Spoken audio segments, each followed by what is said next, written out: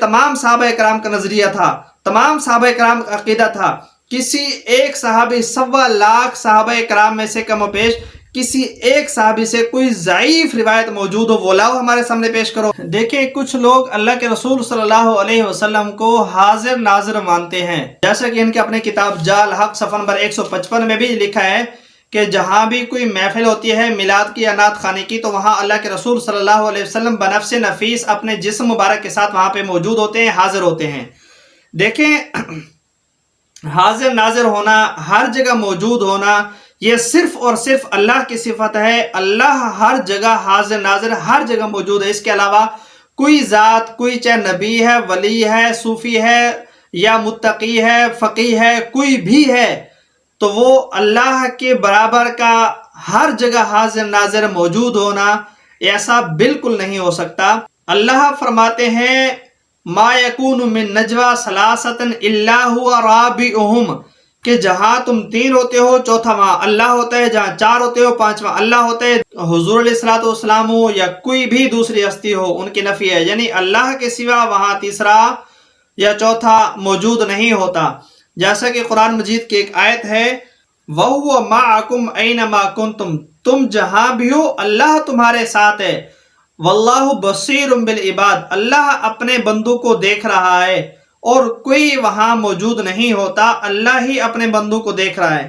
اور ایسے ہی قرآن مجید کی آیت ہے جو واقع معراج سے متعلق ہے سبحان الذی اسری بعبدہ لیلا من المسجد الحرام الی المسجد الاقصی کہ اللہ وہ ذات ہے جو اپنے بندے یعنی پیغمبر صلی اللہ علیہ وسلم کو مسجد حرام تک مسجد اقصی لے گی۔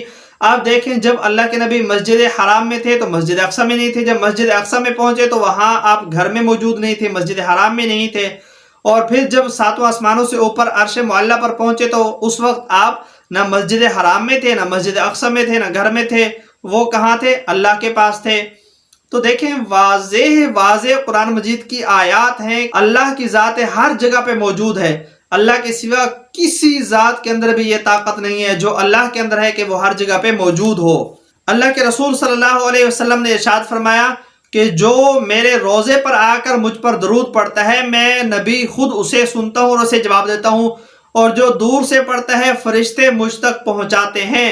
تو یہ بھی حضور علیہ الصلوۃ والسلام کے ہر جگہ موجود نہ ہونے کی دلیل ہے، ورنہ اللہ کے نبی ہر جگہ پہ خود سنتے اور خود اس کا جواب ارشاد فرماتے۔ یہ صحیح حدیث ہے اور مشکات شریف کی حدیث ہے، صفحہ نمبر 87 کے اندر موجود ہے۔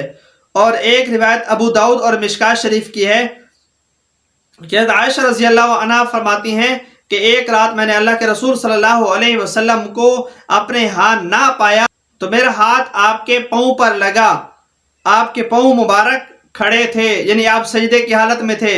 اب یہ صحیح روایت ہے، یعنی میں نے آپ کو گم پایا، آپ کو نہیں دیکھ رہی تھی آپ کہاں ہیں۔ اور ایسے ہی ایک صحابہ کرام سے بھی اسی طرح کی روایت موجود ہے کہ ہم نے حضور علیہ السلام کو لیلۃ الجن میں گم پایا اور ہم آپ کو تلاش کرتے رہے، مسلم شریف کی روایت ہے۔ اور نمبر 7 نبوت ملنے کے بعد اللہ کے نبی صلی اللہ علیہ وسلم 13 سال مکہ میں رہے، پھر 10 سال مدینہ میں آپ رہے۔ تو جب مکہ میں 13 سال تھے تو آپ مدینہ میں تھے، جب مدینہ میں تھے تو آپ مکہ میں تھے؟ نہیں تھے نا بھائی۔ قرآن و حدیث واضح آیات اس قدر واضح ہیں جیسے سورج کی روشنی واضح ہوتی ہے، روز روشن کی طرح واضح دلائل موجود ہیں۔ اس کے باوجود جو یہ نظریہ رکھے کہ اللہ کے رسول ہر جگہ پہ موجود ہیں، آپ اپنی حیات طیبہ کے اندر بنفس نفیس اپنے مبارک وجود کے ساتھ موجود ہونے کے باوجود ہر جگہ پہ موجود نہیں ہوتے تھے۔ یہ تمام صحابہ کرام کا نظریہ تھا، تمام صحابہ کرام کا عقیدہ تھا۔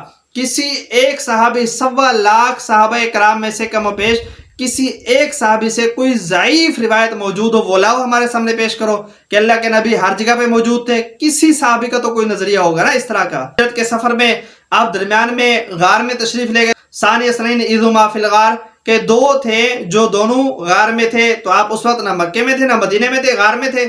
اچھا تم حضور کو ہر وقت ہر جگہ حاضر ناظر کس طرح مانتے ہو؟ آپ کو وجود کے ساتھ مانتے ہو یا آپ کو روح کے ساتھ مانتے ہو؟ اگر آپ اپنے جسم کے ساتھ ہر وقت ہر جگہ پہ حاضر ناظر ہیں تو واضح دلائل اس کی نفی پر ہیں یار۔ اگر آپ اپنے جسم کے ساتھ ہر وقت ہر جگہ پہ ہوتے ہیں تو پھر نظر کیوں نہیں آتے؟ اگر تم لوگ یہ کہتے ہو کہ بھئی ہمیں نظر آتے ہیں اور تم گستاخ ہو چونکہ تمہیں نظر نہیں آتے، تو بھائی اگر تمہیں نظر آتے ہیں تو اپنے صحابی ہونے کا پھر دعویٰ کیوں نہیں کرتے؟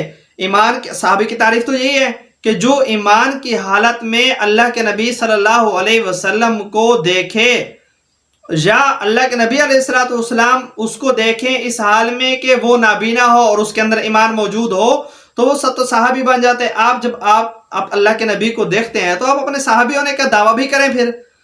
اور اگر تم لوگ یہ کہتے ہو کہ بھئی ہم گناہ گار ہیں، ہمیں اللہ کے رسول نظر نہیں آتے، ہم تو گناہ گار ہیں، تو کیا تم کفار مکہ سے بھی زیادہ گناہ گار ہو؟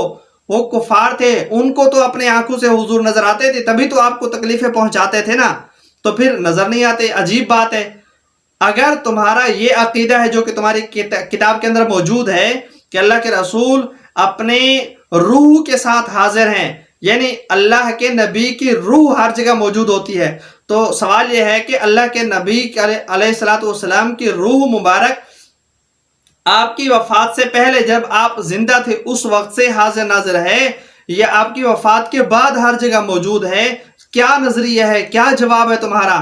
اگر آپ کی حیات طیبہ کے اندر ایسا تھا تو کسی صحابی کا اس پر کوئی عقیدہ نہیں ہے، اور آپ کی روح ویسے بھی جب آپ حیات تھے تو آپ کے جسم کے اندر تھی، نہ کہ ہر جگہ گردش کر رہی تھی، اور آپ کی وفات کے بعد اگر ایسا معاملہ ہے کہ ہر جگہ آپ کی روح جو ہے وہ گردش کرتی ہے، حاضر ناظر ہوتی ہے، تو پھر آپ کے دنیا سے تشریف لے جانے کے بعد، پردہ فرما جانے کے بعد، یہ آپ کو بتایا کس نے کہ اللہ کے رسول کی روح ہر جگہ پہ موجود ہوتی ہے؟ یہ کس نے بتایا؟ کسی نبی تو چلے گئے، اور کسی صحابی نے بتایا، ان کا کوئی نظریہ تھا، کوئی عقیدہ تھا، کسی فقیہ نے بتایا، کسی امام نے بتایا، کوئی تو ضعیف سے ضعیف تر دلیل پیش کرو اس پر۔